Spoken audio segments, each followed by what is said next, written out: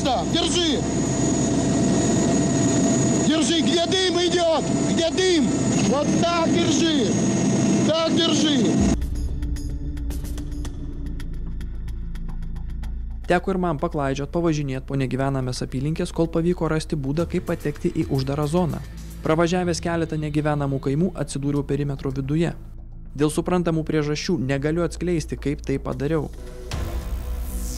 Sveiki, šiandieną su jumis sveikinuosi iš Ukrainos. Esu uždaroje Černobylio zonoje, kaimuose, kur evakuoti gyventojai. Šioje zonoje nėra nei vieno miesto gyvenamo. Šios laidos metu aš jums pasistengsiu papasakoti apie evakuotą miestą Polesiją, o dabar jau temsta, atėjau. Kaip matote, šį kartą mano kuprinė gerokai didesnė. Man dabar reikia susirasti šiame apleistame kaime tinkamą nakvynei namą, pabandysiu įsikurti, pernakvoti, o rytoj nuo ryto pradėsiu pasakoti apie miestą Polesiją. Šiuo metu radiacinis fonas yra 0,44 mikrosievertai per valandą, tai yra maždaug 4 kartus daugiau nei įprasta Lietuvoje. Tai yra šiek tiek pavojinga, higienos normas jau viršyje, bet šiek tiek laiko čia galėsiu praleisti. 1:23 minutės naktį. Į Černobylio elektrinės priešgaisrinės tarnybos pultą gautas pranešimas apie kilusį gaisrą. Į elektrinę išvažiavo budintis ugniagesių būrys. Į pagalbą iš Pripetės išvyko kitas miesto priešgaisrinės tarnybos budėtojų būrys. Buvo iškviestos papildomos pajėgos iš Kijevo ir artimiausių sričių. Gaisrui buvo suteikta kategorija numeris 3, aukščiausio gaisro sudėtingumo numeris. Nuo ugnies ugniagesiai buvo apsaugoti tik brezentiniais drabužiais, pirštinėmis ir šalmais. Dujų dūmų saugos tarnybos grandis buvo užsidėjusi dujokaukės, kurias dėl aukštos temperatūros ugniagesiai nusiėmė jau pirmomis minutėmis. Na štai čia yra vienas iš galimų namų mano nakvynės. Matau, kad jisai yra dar su langais. Per medžius neįžiūriu, ar yra stogas. Ne, dėja, stogas yra įlūžęs. Dėja, šiame name nakvoti nepavyks, bet to man dar reikia kiekvieną kartą matuoti radiaciją. Gaisras ant turbinų salės stogo buvo lokalizuotas 4 valandą ryto, o 6 valandą buvo užgesintas. Iš viso gaisro gesinime dalyvavo 69 darbuotojai ir 14 technikos vienetų. Aukštas radiacijos lygis užfiksuotas tik 3 valandą 30 minučių, nes vienas iš turėtų prietaisų esant 1000 rentgenų per valandą radiacijai sugedo, o antrasis liko nepasiekiamas griuvėsiuose. Todėl pirmosiomis avarijos valandomis bloko viduje ir aplink jį nebuvo žinomas tikrasis radiacijos lygis. Paaiškėjus tikriesiems avarijos padariniams, tarybinė valdžia bandė nuslėpti pasekmes ir likvidavimo operacija buvo vykdoma ko neįprastinėmis priemonėmis. Tarybų sąjungoje apskritai nebuvo tokiai operacijai reikalingos įrangos, todėl likvidatoriai dirbo su kuo papuolė. Atsiųsti japoniški robotai gedo, todėl teko naudoti žmonių jėgą. Nors ant reaktoriaus stogo buvo leidžiama dirbti tik 3 minutės, tačiau tiek laiko reikėjo vien tik nueiti iki darbo vietos. Specialių radiacijai atsparių kostiumų nebuvo, todėl žmonės naudojosi įprastais cheminės saugos kostiumais, respiratoriais ir dujokaukėmis, papildomai prisidengdami švino plokštėmis. Kol susirasiu nakvynės vietą, šiek tiek jums papasakosiu apie radiaciją ir jo šaltinius. Iš karto po Černobylio atominės elektrinės avarijos į atmosferą buvo išmestas didelis kiekis radioaktyvaus jodo. Žmogaus skydliaukė kaupia jodą ir jeigu sukaupia radioaktyvų jodą, tuomet prasideda vidinė spinduliuotė, kuri dažniausiai baigėsi vėžiu. Todėl labai svarbu pirmosiomis dienomis po avarijos prisotinti skydliaukę sveikuoju neradioaktyviu jodu, tam, kad skydliaukė nesisavintų radioaktyvaus jodo.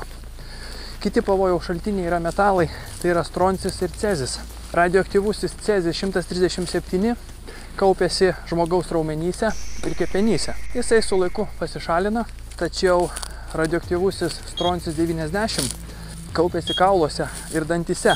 Pagal savo cheminės savybės stroncis 90 yra panašus į kalcį.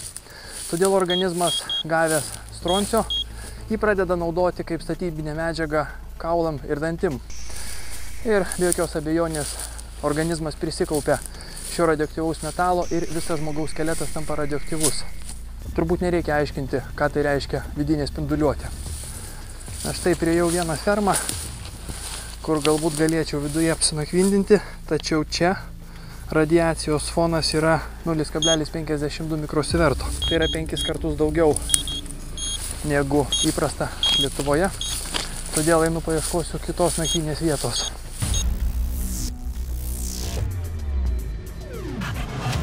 Šis pastatas yra buvusi ferma, kurios dalis stogo yra įgriuvus, langų nėra ir stogas vos laikosi. Čia per daug pavojingai nuieškoti daugiau.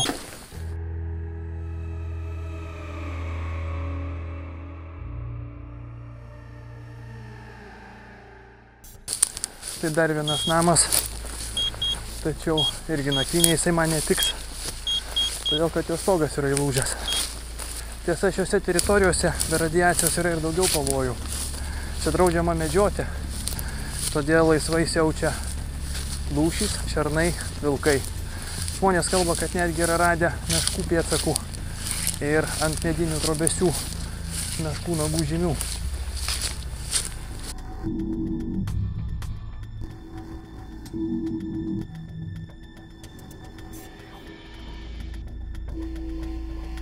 Na, man šiek tiek kelia nerima, kad jau beveik sutemo, o aš vis dar neradau nakvynės vietos. Buvo keli namai, kurie galbūt ir būtų tinkami, tačiau juose radiacija 5 kartus didesnė. Aišku, per vieną naktį nieko neatsitiktų, bet rizikuoti nenoriu. Šiame kaime radiacinis fonas, šiuo metu yra 0,54 mikrosievertai. Tai yra maždaug 5 kartus daugiau negu įprasta.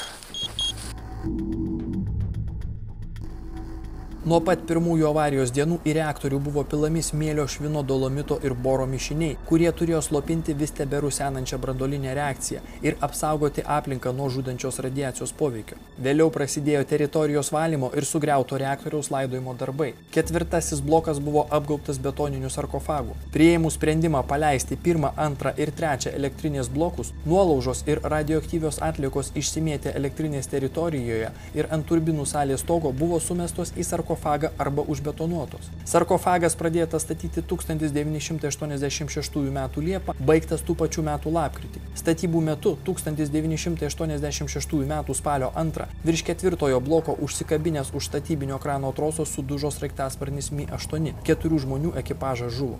Štai matau tolumoje vieną namą, kuris, atrodo, yra pakankamai geros būklės. Bent jau stogas yra. Tiesa, tenais negyvenamas namas, o sandėliavimo kažkoksai, nes nėra langų. Bet mano ne ta situacija, kad galėčiau būti labai išrankus.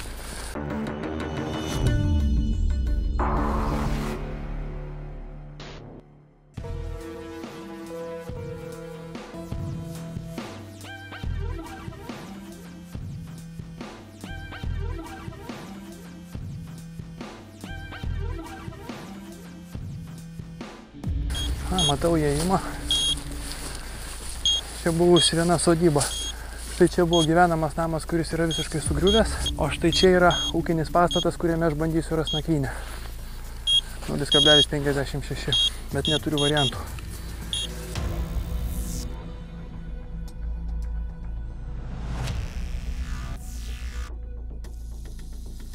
Ne, vis tik tai yra nesandėliavimo patalpos, o tai yra gyvenamasis namas. Štai matau langus, einu į vidų, pasižiūrėsiu. Stogas sveikas, grindys yra, netgi matau, yra keli baldai likę. Taip, čia grindų nėra, bet yra likę šieno. Šienas yra gerai. Krosnis išardyta. Evakuotose teritorijose, kuomet iš namų iškraustė gyventojus, visur išardė krosnis, tam, kad jie negalėtų grįžti atgal ir įsikurti vėl. Gerai, kad bent ne visur yra išdaužyti langai. Taip, šioje patalpoje yra langai, galima duris užstumti ir galbūt čia ir tiks nakvyniai. Tiesa, reikės tarpin saugoti nuo laukinių žvėrių, kad nepatektų į vidų. Tuomet, kai pradėsiu gaminti maistą ir aplinkui pasklis kvapai. Kągi, tai yra vienas iš variantų. Tačiau aš dar noriu pasivaikščioti, galbūt dar kažką rasiu. Na, toksai akivaizdžiai nakvyniai netiks.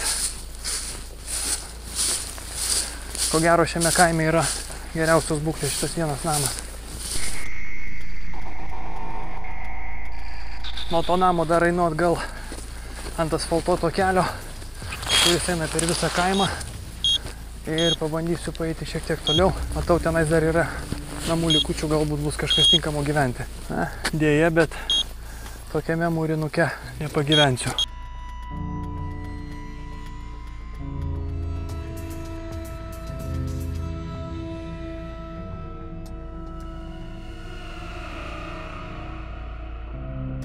radau kaimelio seniūniją arba kultūros namus buvusius. Tai yra mūrinio pastato likučiai su betoniniais plačiais laiptais. Šis pastatas išsiskiria iš visų kitų, bet nežiūrint to, nakvynė vis viena netinkamas.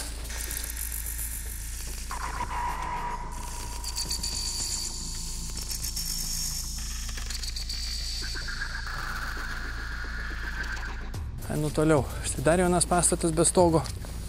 Čia yra sodybos likučiai su nulaužusiu elektros stulpu, kuris laikosi už medžių.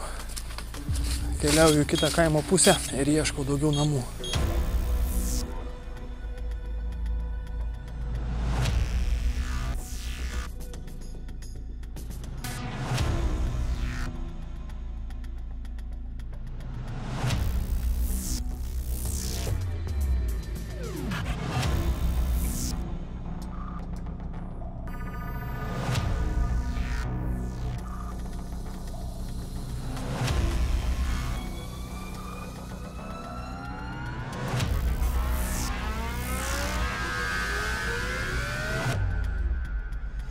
Štai dar vienas namas, irgi visiškai sugriuvęs. Bet to čia jau radiacinis fonas šiek tiek aukštokas. Grįžtu atgal.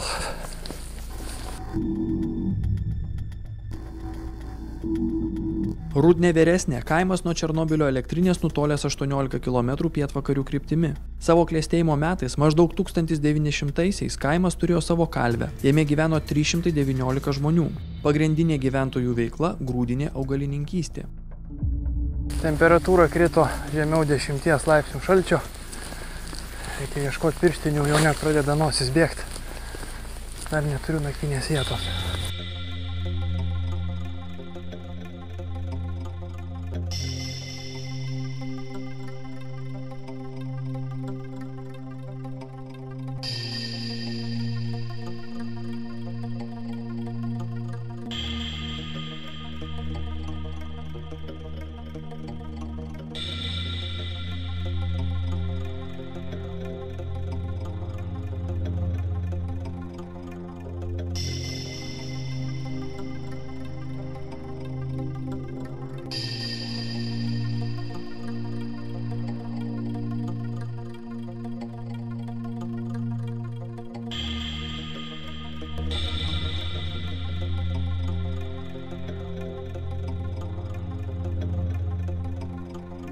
Iš tiesų dar kas labai glumina, šiose teritorijose nėra visiškai jokių garsų.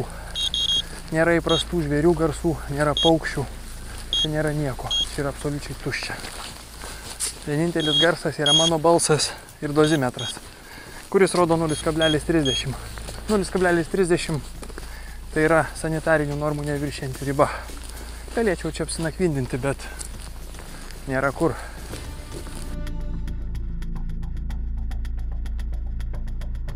1986-aisiais avarijos metu kaime gyveno 194 žmonės. Dėl didelio užterštumo radioaktyviomis medžiagomis kaimo gyventojai buvo skubiai evakuoti. Visose namuose buvo sugriautos krosnys, kai kur išardytos grindys, išdaužyti langai, kad gyventojai neturėtų galimybės grįžti.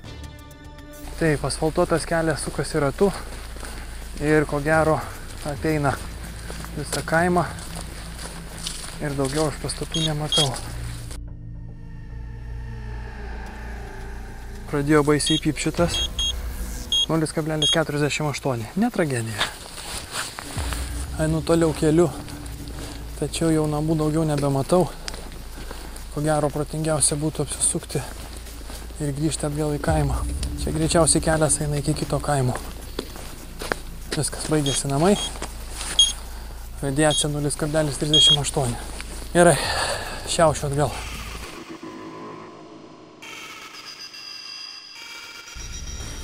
Štai dar vienas namas, visiškai sugriuvęs, be stogo.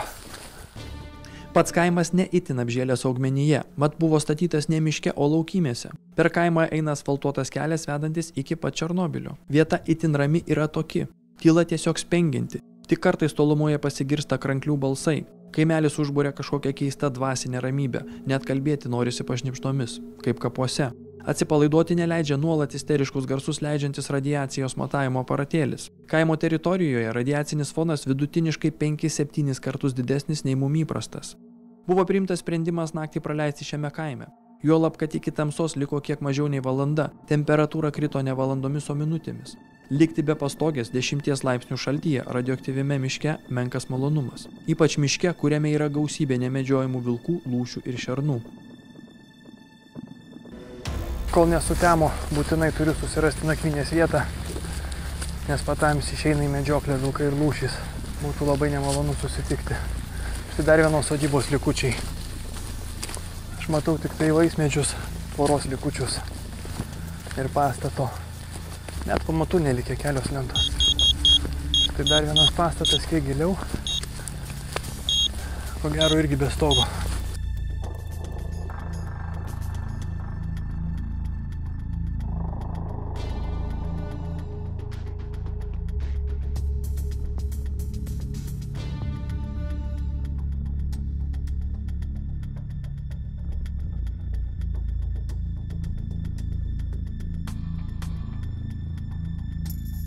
Ne, akivaizdu, kad čia nakvot negalėsiu. Reikia į toliau. Kas čia? Kažkoksai statinys. Tai yra nuvirtęs elektros stulpas, kuris užgriuvęs ant medžio.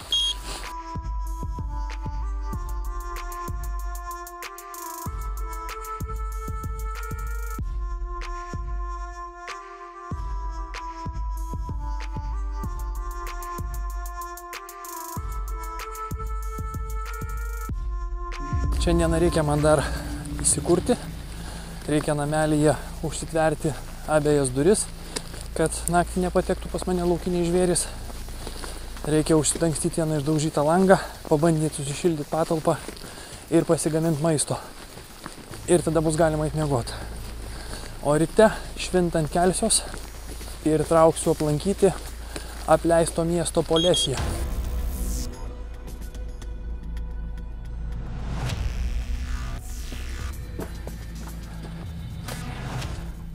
Labas rytas. Šiandien yra antroji mano kelionės po Černobylio zoną diena. Aš nakvojau štai šiame name. Deja, bet vakare sugedo mano žibintuvėlis, todėl negalėjau nufilmuoti, kaip įsikūriau ir kaip pasiruošiau vakarienę. Dabar štai geriu pusryčių arbatą ir netrukus keliausiu į Polesiją miestelį apleistą. Tiesa, per naktį atšalo dar šiek tiek ir iškrito sniegas. Tai šiek tiek apsunkins kelionę, bet tragedijos iš to nedarau. Taigi susimatysim Polesijoje.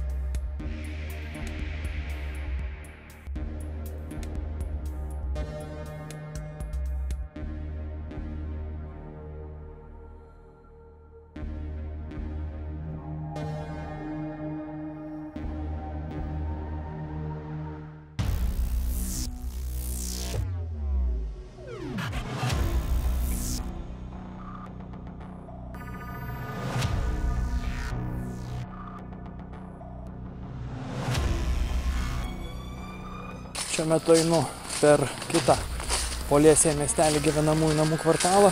Mano spėjimas buvo tikslus ir teisingas. Šis didelis pastatas iš tiesų yra mokykla.